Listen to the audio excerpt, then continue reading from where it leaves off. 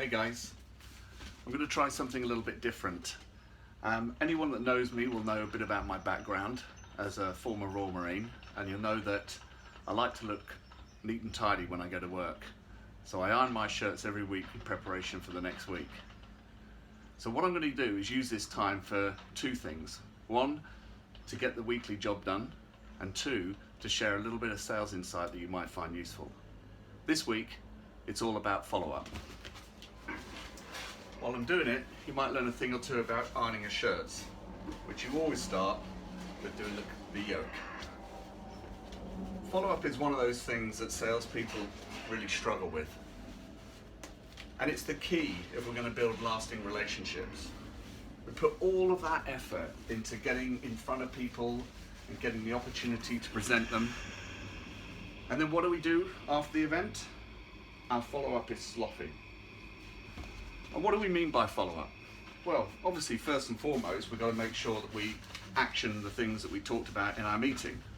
And we've got to provide our prospect or our customer with the insights that we promised to follow up with. Once we've done that, we've got to make sure that we maintain that relationship. Because the sales cycle is rarely a short event. And that means staying in touch.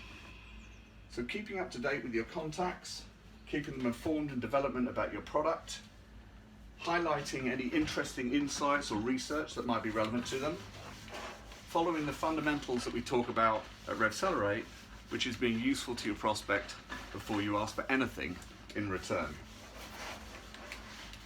Follow-up is a little bit like asking for the close. Lots of salespeople really don't do it. And it's a really easy thing to get into the habit of. But it requires, like most things in sales, discipline. Like ironing the shirts here. So what I would encourage you to do is put half an hour to an hour a week aside specifically for follow-up actions. In the same way that you should be dividing your time in terms of outreach and engagement and client meetings, you've got to dedicate time to follow-up. So, nearly there.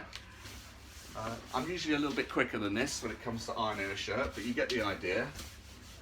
This week, remember to apply some time to that follow-up. Make sure you get back to your clients and build those relationships, because they'll serve you really well in the long term. Thanks for watching. I'll see you next week. Bye-bye.